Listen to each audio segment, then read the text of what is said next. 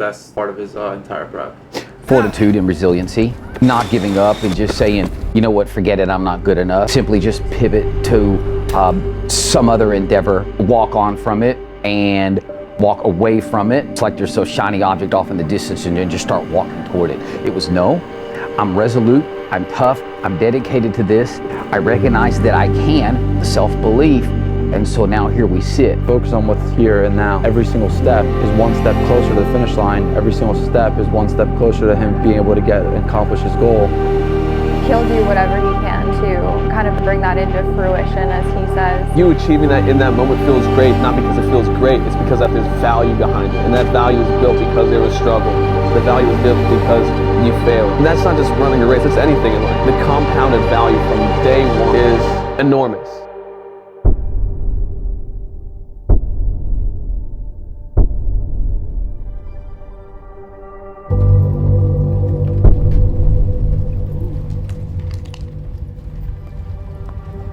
We are 72 hours out from this Houston Marathon.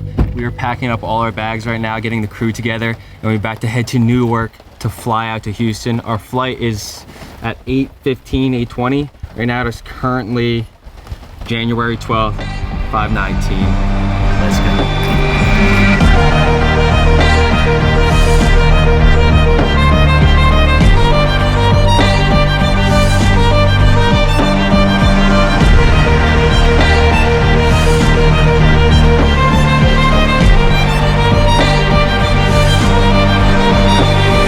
2 to 3 days before we started, I carb loaded, I sodium loaded, and right before the marathon, I will sodium load again. It's supposed to be around 55 degrees at the start of Houston, so that's a little bit warmer than we really anticipated and what I've really been training in. The heat won't play too much of a factor.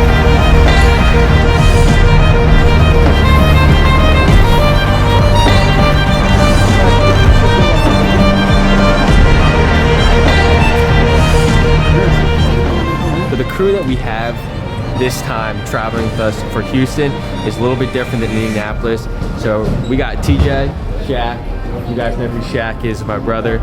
We got Mateo, he was here last time for Indianapolis. And then we got my dad here, who was also here last time. And then Seabass behind the camera. You know, the goal still remains the same, and it's cool to see everybody come together and travel as a group and travel as a unit to really achieve my goals and achieve what we're gonna be doing in Houston in 72 hours.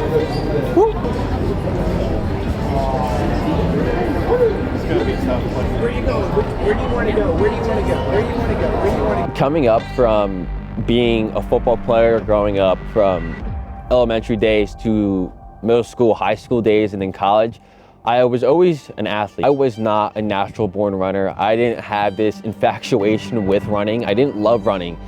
Truly, I hated it. I needed that spark. I needed something to push the envelope, push the standard, is why I got into running, because aerobic endurance was something that was way out of my league. When I toe the line in Houston, it feels like running out of the tunnel for Friday Night Lights. It feels like I'm taking a snap for the very first play.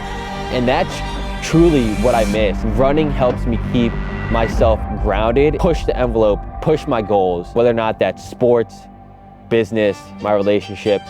It always keeps everything moving forward.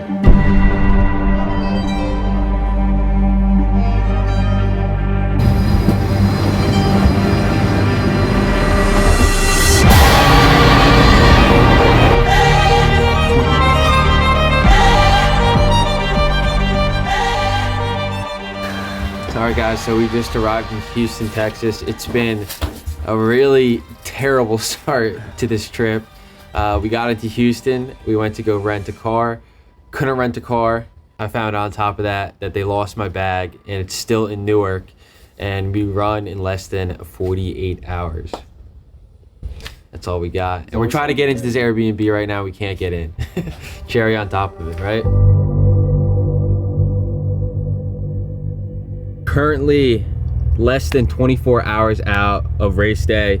It is 9:59 a.m. Saturday, January 14th. We are getting our very last shakeout run until game time. We're gonna do a 2-mile jog, easy around the neighborhood. Just get the pistons firing. Last night around 1 a.m., picked up my girlfriend Chloe and they got my luggage. 2 hours before race day, got everything that I need in there. I got all my race gear, all my race shoes. There's nothing else to do but execute in 24 hours. The Indianapolis Marathon. Right? Fell just short of his goal. Super windy, 25-mile-an-hour winds. The funny thing is I didn't view it as a failure. I mean, Joey ran a 28-minute personal best in the marathon and ran a 3:07. So it was a remarkable race. It was really good. Obviously, we wanted 2:59. We came up 8 minutes short. A lot of it had to do with the fact that that was really the first marathon that he was ever actually super prepared to actually race rather than run. Then we caught 25-mile-an-hour winds, caught a bunch of humidity, and it was well into the mid-60s during the race, and so it was a tough combination. We've had some really good prep since then, and it looks like we have a really favorable course, and the weather's better tomorrow, so I'm pretty optimistic.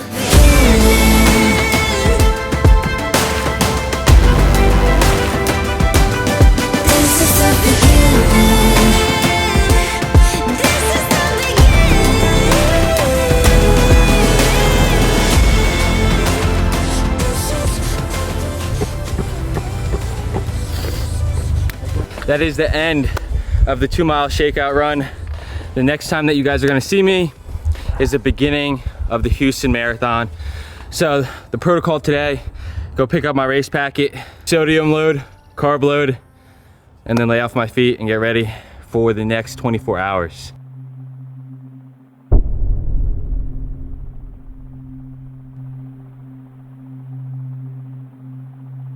When I'm talking and I'm behind the camera, it seems like it's just me that's here, that I'm just talking to you guys and I'm just the only person making this happen. It truly takes a team of people and individuals who are truly dedicated and show up for you just as much as you do every single day, and they're just invested as in your goals. From the people who are my team and my squad, who make my dreams happen, make what I want happen, and show up every day for me, truly keeps me going forward. Sebastian behind the camera, showing up every day with me, filming me, consulting with me, getting ideas out. From my friends, Mateo, Wade, Tyler, our girlfriend Chloe, from my family, my dad, my mom, my brother. Those are the people who show up for me, show me that it's possible, and they invested in my goals as much as I am. Because at the end of the day, I'm the person who talks in front of the camera, but the people behind the camera is truly what makes my vision and my goals a reality. Because without them, nothing is possible, and you can never do something big without a group supporting you every single day. Way to the start line of the Houston Marathon. We are diving and weaving through parks right now, parking lots, on our way to get to the starting line. So it's almost game time, man. Less than 45 minutes until we take off. Houston's popping, and we're ready to go. For him to think about how much he's put into it, you know, he's been prepping so long for this. Yeah, it's his second time around, but he knows his goals. He knows what he wants to do. If it was easy, everybody would be doing it.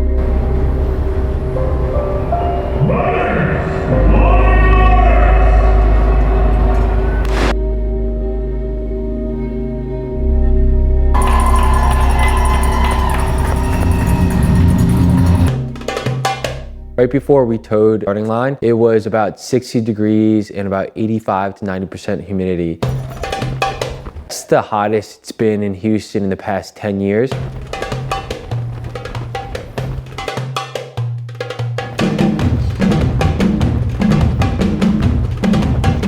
About 1 to 5, I got into an insane groove from the very beginning. The energy was super high. People coming up to me saying, "What's up? I really enjoy your content." It gave me a lot of energy. Houston is a lot bigger than Indianapolis. There's around 35,000 runners in Houston. Mile 1 to 5, I got into a small group and we were just cooking miles, 640, 642, 643s. A lot of energy coming into Houston. Mile 1 to 5, super smooth, super clean, and I knew what I was doing. I was super in control, and it felt like I was just jogging, and that's what it should feel like. It should feel effortless, and that's what it felt like.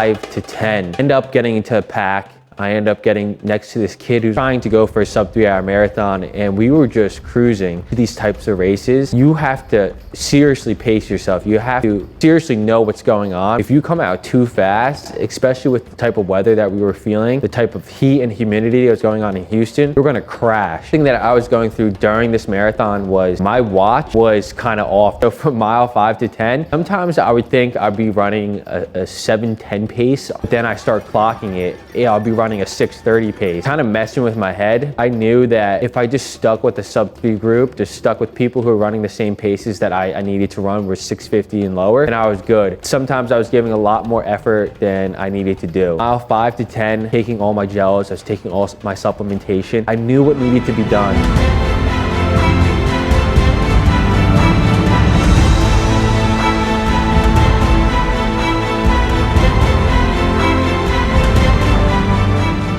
Mile 10 to 15. Started to get kind of hotter in Houston. Back up the temps around 64, 65 degrees. I saw in Houston was craziness. From people blacking out to people throwing up to people walking. End of the day, you can't control the weather and you just have to run with what you're given. Nobody was expecting the weather to be like it was. Mile 10 to 15, I knew I had to really up my sodium. Salt pills every 25 to 30 minutes. You're coming to a race, your body can only hold so much sodium and you end up losing much more sodium than you can ingest. That's what happens when people start breaking down, people start blacking out, people start cramping, Mother Nature takes over. Mile 10 to 15, I knew I was good. Mile 16, a 6:27 mile, and I was like, man, I'm feeling really, really good. Let's go, baby!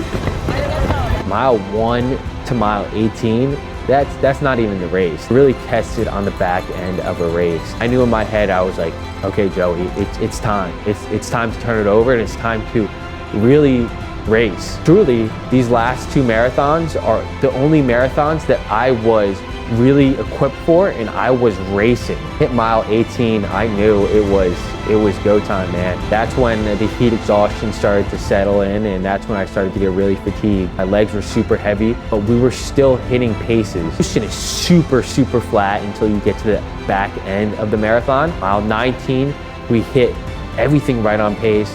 Mile 20 is when everything started to digress, and I started to go around 7:05, 7:07 paces, and I took it one step at a time, 1 mile at a time.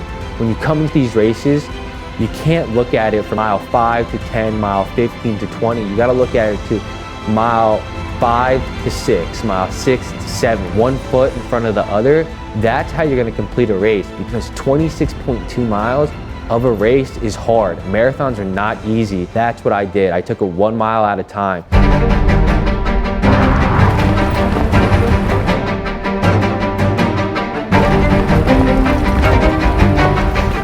Best part about Houston, when I was seeing my crew and my friends and my family at those aid stations or at those checkpoints cheering me on, that's who I run for. I have the easiest job. I just have to run. Mile 20 to 21, knew I had to flip the switch. Mile 22 to 24, ended up hitting paces that I had to. I was in a lot of pain. Knew my aerobic endurance was there. The muscle fatigue was setting in. 25 to 26, the absolute dogfight. This was truly where I was tested. I knew that I had 15 minutes left. You're so close to your goal. It's a very defeating feeling to see yourself, the goal that you have in mind, slowly slip away inch by inch by inch. Finishes and he crosses that line tomorrow. All of that hard work, all those moments of finding spots to run, getting kicked out of track fields, almost passing out because it was too hot, struggle and hard work. Run the race that he can run. I mean, he's prepped, he's prepared. We're all here to support him. When you set out this goal and you work so hard for it, that every single time you get to it, you're gonna accomplish the goal. That's just not how life works sometimes. You're gonna have to face some adversity. It was no, I'm resolute, I'm tough, I'm dedicated to this.